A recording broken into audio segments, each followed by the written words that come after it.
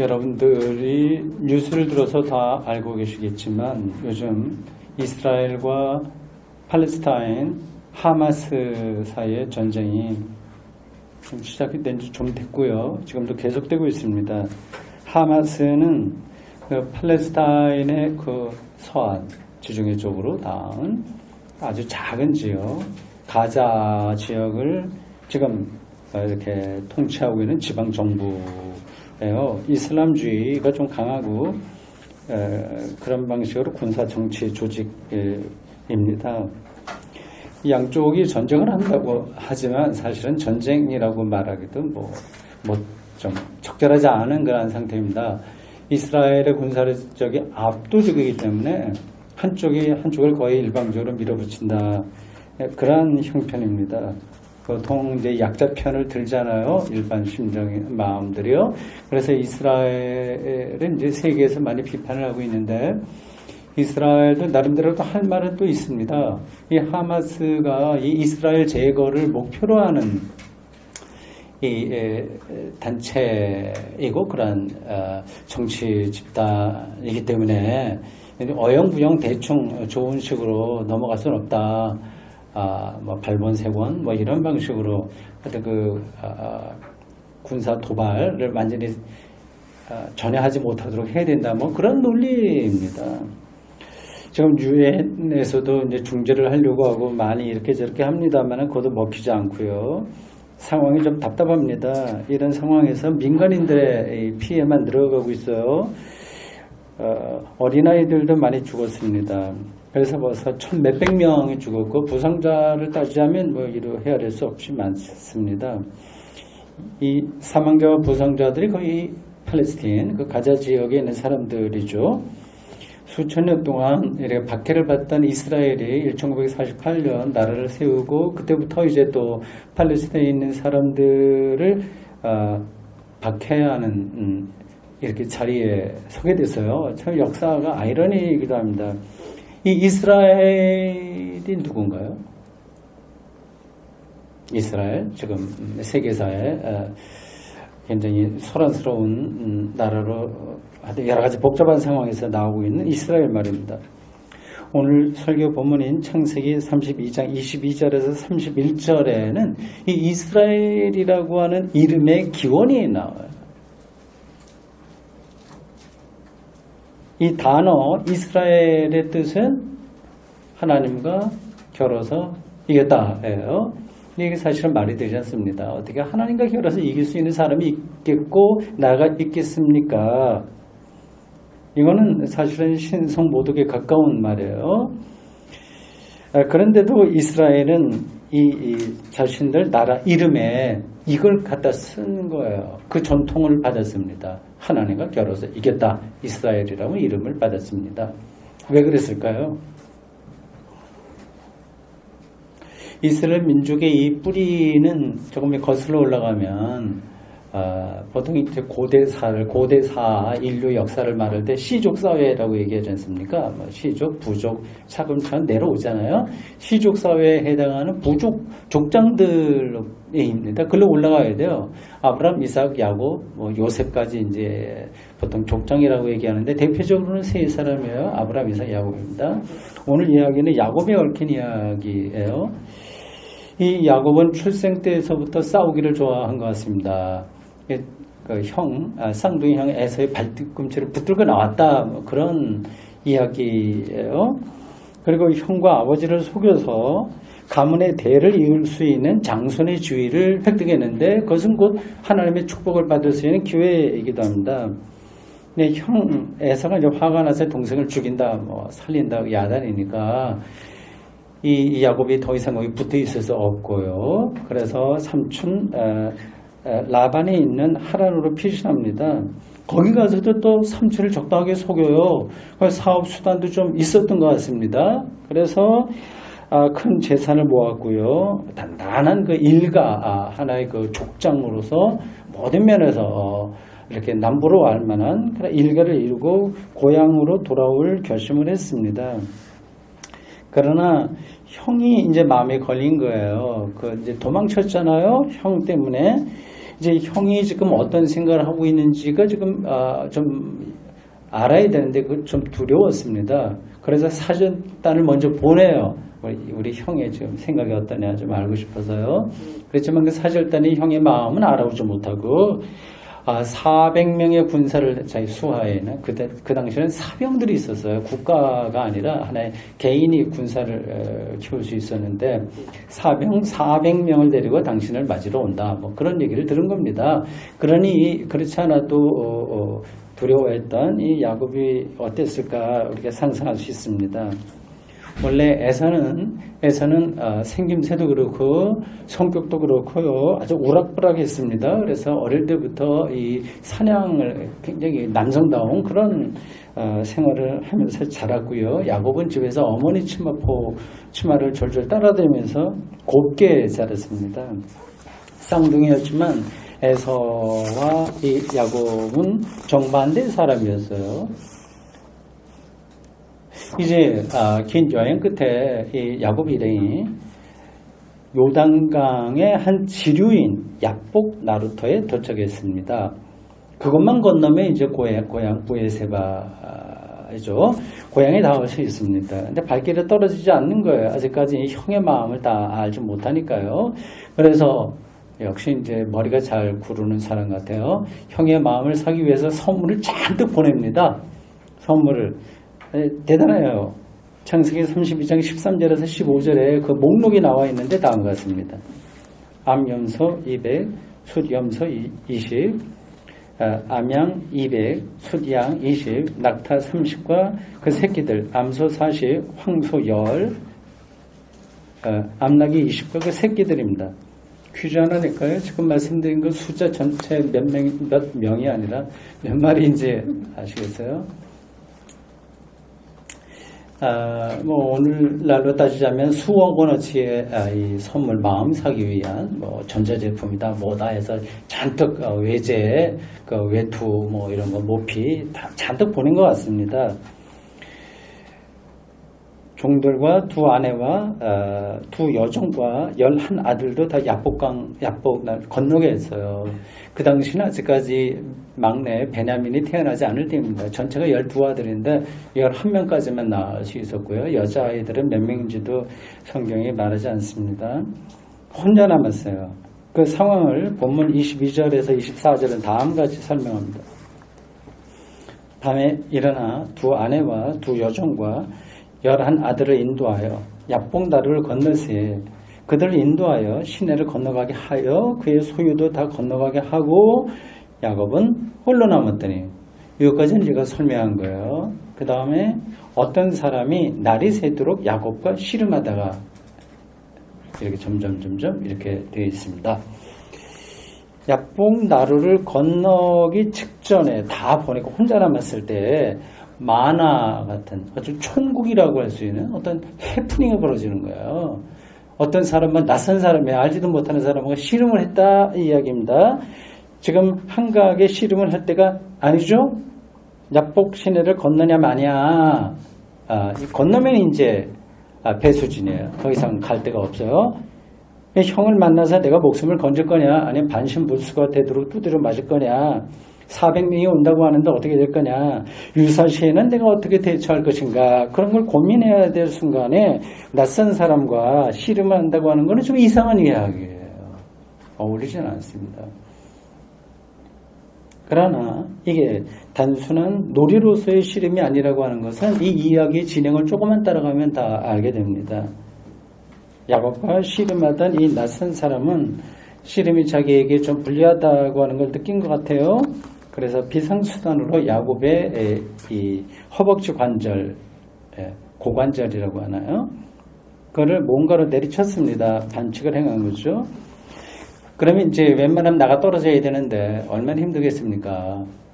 고관절 다쳐보신 분 있어요? 제가 테니스를 열심히 치기 때문에 가끔 이 고관절 삐끗해갖고 못할 때도 있습니다. 좀 조심하려고 지금 그러고 있습니다. 그러면 이제 잘 걷기도 힘들고 좀 그렇습니다. 웬만하면 떨어져 나가야 되는데 야곱은 밤새도록 이 낯선 사람과의 씨름을 포기하지 않았다고 그랬어요. 그리고 이제 날이 밝게 바로 미명입니다. 그 직전이에요. 낯선 사람이 야곱에게 이렇게 얘기합니다. 날이 새려고 하니까 좀 날 내버려 둬라. 내가 돌아가야 되겠다. 야곱은 당신이 나를 축복하지 않으면 당신을 놓치지 않겠다. 이렇게 대답합니다. 그 대화를 좀 보세요. 이게 그냥 주술적입니다. 이게 보통 동서양의 유령 나오는 이야기 여러분들 아시잖아요? 근데 밤에는 굉장히 활개치다가 유령들이 이제 새벽이 되면 다 도망가잖아요? 그런 장면하고 비슷한 거라서 이건 하나님 신앙에 사실은 어울리지 않은 겁니다. 전체적으로 보면.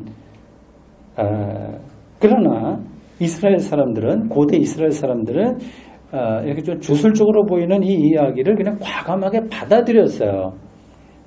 고대인들에게는 아주 익숙한 이야기인데 이러한 이야기 방식을 통해서 자신들의 정체성을 확보할 수 있다고 생각했기 때문에 그렇습니다.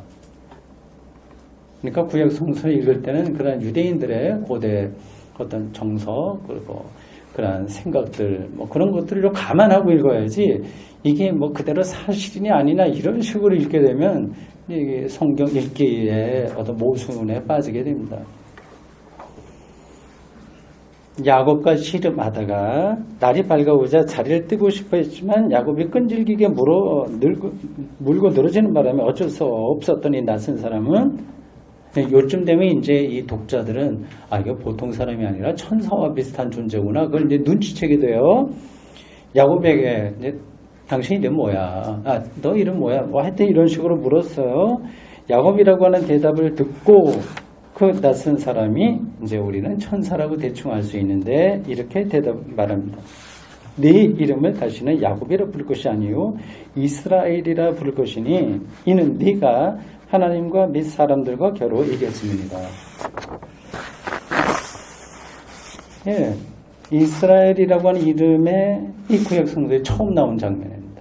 역사적 기원이에요. 야곱의 이름이 이제는 이스라엘로 변경되었고 그 이스라엘 나라 민족의 쭉 정통 이름이 됐습니다. 야곱이 낯선 사람과의 씨름 시합에서 일종의 기권성을 얻어냈다는 이런 에피소드를 기초로 해서 이제 이스라엘 민족은 자신들의 정체성을 하나님과 겨루어 이긴 것으로 이렇게 자리매김한 겁니다. 사실은 이 신적인 능력을 갖고 있는 천사와 씨름해서 이길 수는 없는 거예요. 5살짜리 자식과 씨름하면서 아빠가 일부러 져주는 것하고 비슷한 그런 형국입니다. 어쨌든 야곱이 이스라엘이라고 하는 이름을 얻을 수 있었던 이유는 고관절이 탈골된 상태에서도 축복을 받아내기 위해서 끈질기게 천사를 붙들고 늘어진 데 있습니다. 그래서 결국 이 야곱은 이스라엘이라고 하는 새로운 이름을 이제 부여받게 되고 그게 이스라엘 나라의 이름이 되었고요. 그것만이 아니라 그가 원했던 축복까지 받을 수 있었습니다. 그 뒤에 보면 축복하니라 그런 말씀까지 이어지죠. 이런 말씀을 듣고 우리도 야곱처럼 물건 들어줘서 축복받아야 돼 아마 그런 식으로 생각하는 사람들도 있을 겁니다. 지금 야곱이 생각하고 있는 야곱의 입을 통해서 말하고 있는 이 축복이 도대체 뭘까요? 당시에 야곱은 우리가 일반적으로 생각하는 걸 축복을 달라고 할 필요가 없을 정도로 모든 것이 갖춰진 사람이에요. 그러니까 뭐 달라 할 필요가 사실 하나도 없는 사람입니다. 아내와 자식들도 많았고요. 여자가 4명이었어요. 자매 그 당시에 결혼 제도죠.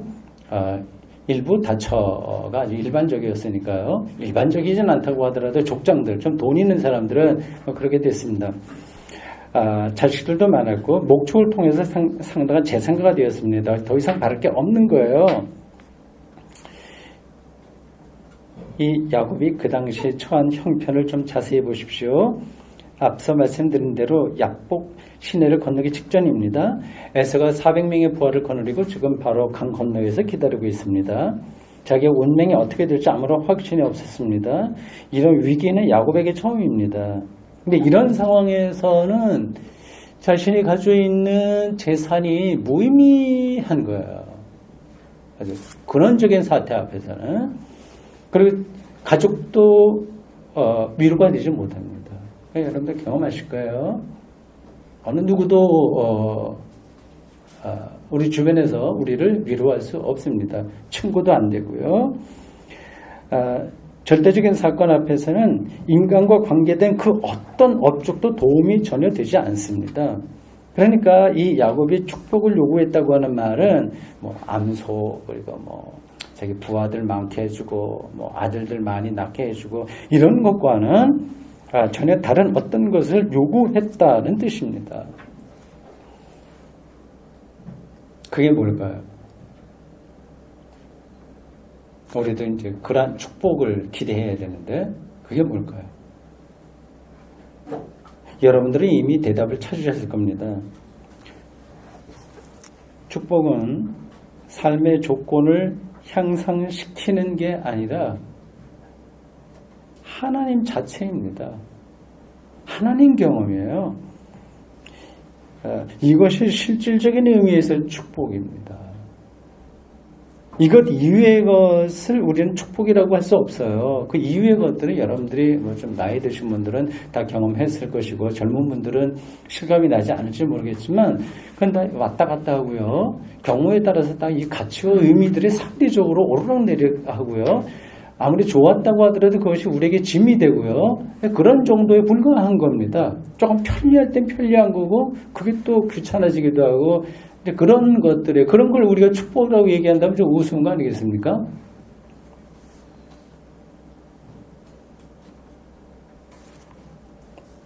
물론 좀 돈도 좀 필요하고요. 뭐 이런저런 기본적인 생존에 필요한 어떤 것들을 좀 갖춰줘야 의미 있는 삶을 영위할 수 있긴 합니다. 그러나 그런 것들은 다 한계가 있는 거예요. 보통 범주라고 그러죠. 카테고리 그 안에서만 이게 어떤 가치가 있는 거지 그걸 넘어서는 전혀 가치가 없는 것들 그런 거를 우리는 축복이라고 할 수 없습니다. 예를 들면요. 저와 한국을 대표하는 기업, 대기업의 회장 그런 분들의 재산의 차이가 비교할 수 없잖아요. 그죠? 수백 배, 수천 배 날 거고요. 더 이상 날 수도 있을 겁니다. 이제 그렇다고 해서 그분들이 저보다 수백 배 행복하다거나 제가 그런 게 없어가고 수백 배 불행하다거나 전혀 그렇지 않습니다. 티베트 사람들보다 우리 대한민국 사람들은 수십 배 잘 살 겁니다. 그러나 그들보다 티베트 사람들보다 우리가 더 수십 배 행복하다는 말은 전혀 할 수 없어요. 오히려 거꾸로라고 얘기를 해야 될 거예요.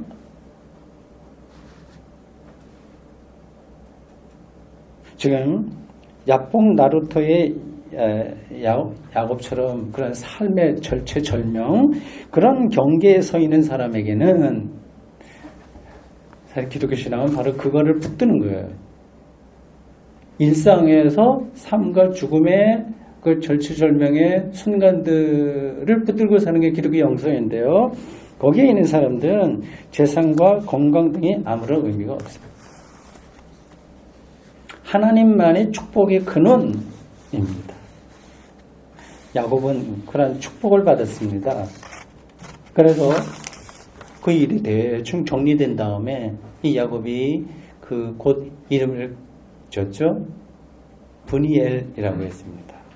브니엘. 본문 30절이 그 상황을 다음과 같이 전합니다. 내용이 참 재밌죠? 제가 재밌게 여러분들에게 전하는지 모르겠습니다. 굉장히 드라마틱하고 의미도 깊어요. 이렇습니다. 그러므로 야곱이 그곳 이름을 브니엘이라 하였으니 그가 이르기를 내가 하나님과 대면하여 보았으나 내 생명이 보존되었다 함이더라. 브니엘은 하나님의 얼굴이라고 하는 뜻입니다.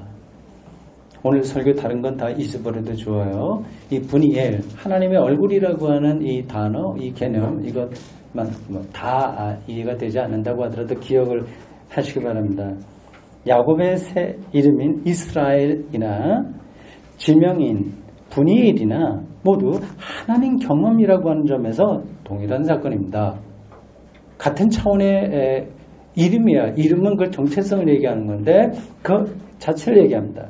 그러니까 하나님 경험이 야곱에게 최대의 축복이었다고 하는 그런 뜻입니다.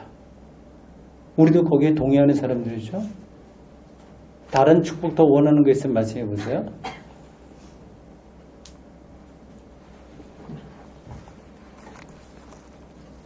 야곱은 이런 점에서 특별한 족장들 중에서 특별한 사람이에요. 물론 아브라함이라든지 이삭도 출중하다고 신앙적인 모습이 있긴 있습니다만은 야곱은 이런 하나님 경험이라고 하는 면에서 아주 출중합니다.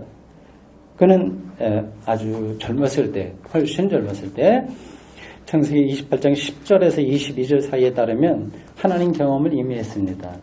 아버지와 형을 속인 탓에 보에세가 고향에서 살지 못하고 외삼촌 라반이 있는 하란으로 피신할 때 앞에서 말씀드린 대로 그때입니다.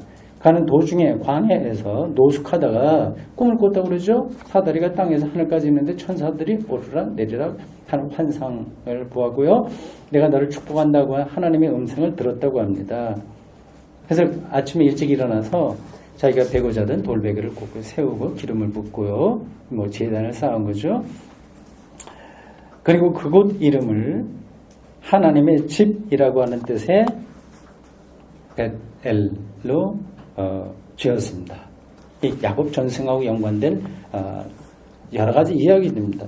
이제 그런 경험이 있고 상당한 세월이 흐른 다음에 하란에 갔다가 이제 고향으로 돌아가는 길목에서 야곱은 다시 하나님 경험을 한 거예요.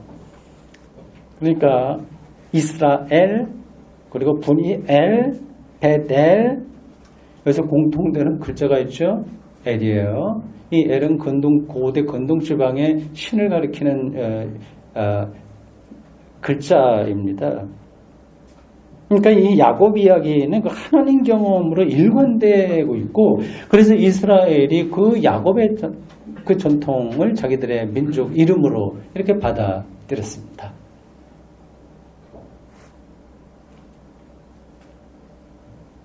여기까지는 여러분들이 이 성경을 제가 설명한 거기 때문에 따라오기 어려운 점이 하나도 없고 다 동의를 하실 거예요. 이거는 뭐 옳다 그르다의 차원이 아니라 있는 사실을 제가 말씀드린 거니까요.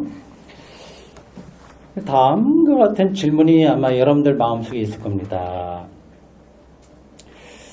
하나님 경험이라고 자꾸 당신이 이야기하는데 그게 구체적으로 뭐냐 하는 거죠. 그리고 어떻게 하면 하나님 경험을 할 수 있는가? 천사 만나야 되나? 뭐 해야 되나? 어떤 거냐? 기도 많이 해야 되나? 어떻게 하나님 경험이 가능한가? 그리고 또 나는 혹은 여러분은 실제로 하나님을 경험했나? 하는 겁니다. 이런 질문이 가능하죠? 이런 질문은 신앙의 본질에 속합니다. 여러분들이 기독교 신앙의 깊이로 들어가려면 이런 질문을 붙들고 있어야 됩니다. 질문을 붙들고 있어야 대답도 들립니다. 질문이 없으면 대답도 없는 거예요. 이 대답을 제가 드려야 될까요? 이 대답은 목사가 줄 수가 없습니다. 그건 성령만이 할 수 있습니다. 성령만이 우리의 어떤 인식, 우리의 영성, 영혼, 우리의 깨달음 그런 것들을 가능하게 하는 원천적인 힘이기 때문에 그렇습니다. 그러니까 목사가 여러분들에게 설교하면서 어떤 딱 답을 줄 수는 없지만 하나님 경험에 대해서요. 굉장히 다양하고 개개별마다 다 다르기 때문에 어떤 모범 답안을 줄 수가 없는 거예요. 그렇게 목사가 줄 수는 대답을 주지는 못한다고 하더라도 거기에 이르는 길은 가이드가 하듯이 안내할 수 있습니다. 그게 어떤 사태인지를 아는 목사라고 한다면 그거는 이제 가이드할 수 있습니다. 그 중에 한 가지를 말씀드린다면 오늘 본문에 의한 거예요. 야곱 이야기를 다시 생각해 보십시오. 여기서 중요한 건 야곱이 하나님을 찾아 나선 것이 아니라 하나님이 그를 찾아오셨다고 하는 사실입니다. 그 맥락, 그걸 이제 여러분들이 생각을 하시기 바랍니다. 그러니까 하나님은 때로 세미한 음성으로, 때로는 번갯불처럼, 때로는 바람소리, 때로는 큰 깨우침으로 천둥처럼 우리를 찾아오십니다. 때로는 아주 점진적으로 과정을 통해서 때로는 아주 순간 찰나에 우리를 찾아오십니다. 우리는 그 순간에 그를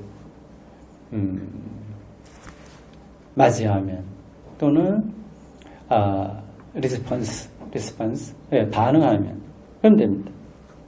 야복 나루타에서 어떤 낯선 사람과 씨름했던 야곱처럼 말입니다.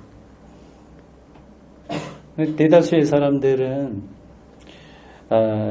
그런 순간을 놓칩니다. 그리고 별거 아닌 것처럼 그냥 지나갑니다. 이러한 설명이 그러니까 하나님께서 찾아오시는데 말을 거시는데 우리가 거기에 반응해야 된다고 하는 이 하나님 경험 이런 것들이 좀 멀게 느껴지시는 분이 있을 거예요. 그렇다면 나에게는 왜 하나님 찾아오지 않는 거야? 나는 전혀 그런 경험이 없는데 뭐 그래 생각하세요. 불만스럽게 생각할 수도 있습니다.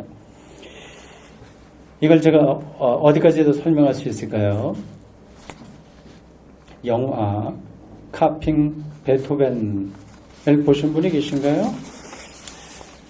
재밌습니다. 베토벤은 자기 악보를 대필해주는 전문가 앞에 비서처럼 있었는데 그게 병에 걸려서 못해요. 그래서 아르바이트 학생을 하나 자기 친구 비엔나 음악대학의 학장으로 있는 친구를 통해서 이제 초청을 이제 받았습니다. 그래서 그 비엔나 그 당해년도에 수속 졸업 여학생이 아르바이트로 왔어요. 그 여학생이 이렇게 말합니다.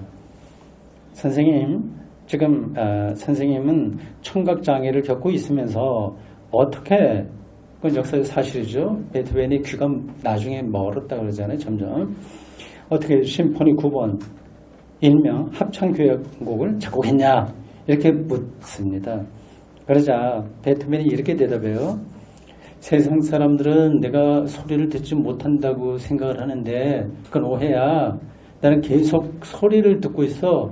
그래서 그 소리를 그냥 악보에 적을 뿐이야. 대충 그런 식의 대화입니다. 소리가 그를 찾아온다는 뜻입니다. 이걸 여러분들이 잘 생각하셔야 될 거예요. 궁극적인 것은 사람이 발견하거나 창조해내는 것이 아니라 그 자체가 사람의 겁니다. 이거는 뭐 예술이나 시나 뭐 이런 뭐 천만 것만이 아니라 자연과학도 마찬가지예요. 위대한 발견, 뉴턴이 한 그 만유인력 그런 것들도 엄격하게 얘기하면 그가 발견한 게 아니라 그게 온 거입니다.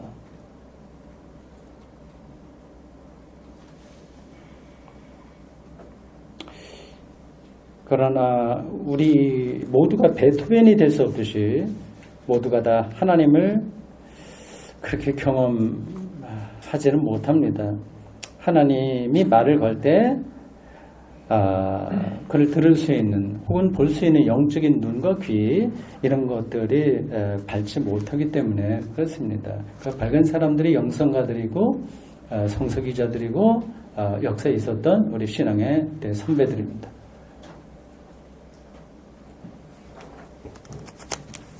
그러나 걱정하지 마십시오. 여러분들에게 기쁜 소식을 알려드리겠습니다. 영적인 눈이 유달리 밝지 못하다고 하더라도 하나님을 경험할 수 있는 새로운 길을 다행스럽게도 그리고 감사하게도 하나님께서 열어주셨습니다. 야곱의 야복 나루터 경험이 단지 이스라엘 민족만이 아니라 온 세계 사람들의 경험으로 확대된 사건이 2000년 전에 일어났습니다. 하나님이 인간 역사 안에 아주 실질적으로 들어오신 사건입니다. 그게 뭔지 여러분들은 다 아실 겁니다. 마태복음 1장에 따르면 천사가 마리아의 남편 될 정혼했고요. 동거하지 않은 상태에서 있었던 요셉을 찾아가 너 이제 같이 결혼해서 살게 될 아내가 될 마리아가 아들을 낳게 될 건데 이름을 예수라라 이렇게까지 일러줘요.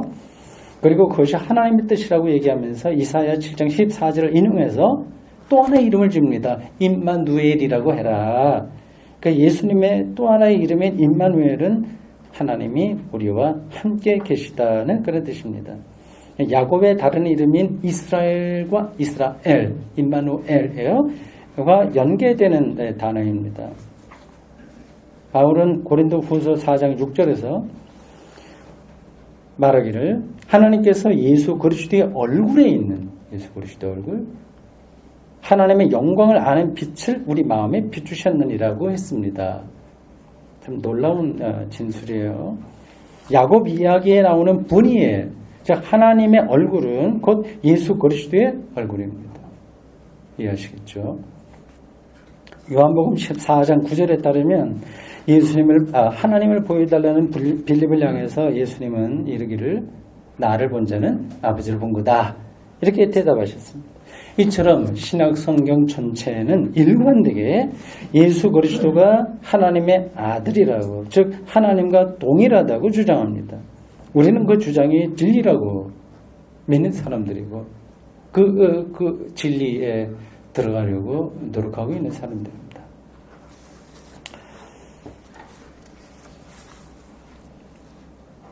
이스라엘이라고 하는 새 이름을 얻은 야곱은 약본 나루터에서 나름 하나님을 경험한 사람에 틀림없습니다. 하나님은 그런 방식으로 고대 이스라엘 역사의 자신을 나타내셨습니다. 야곱의 경험을 통해서 우리는 하나님의 그 경험이라는 흔적을 좀 부분적으로 배울 수 있습니다. 그러나 하나님은 예수 그리스도에게서 부분적으로가 아니라 전체적으로, 총체적으로 온전히 나타내셨습니다. 예수님을 통해서 이제 우리는 하나님을 온전히 경험할 수 있게 되었습니다.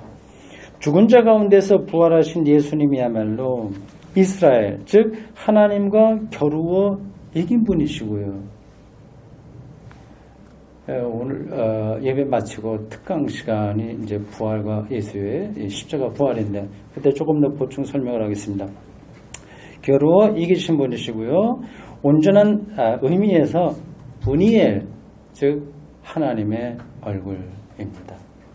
바로 그 예수님을 믿음으로써 우리는 이제 새 이스라엘 백성이 되었습니다.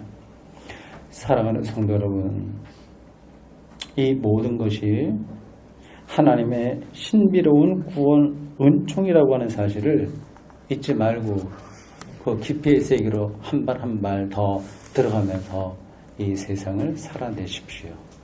아멘.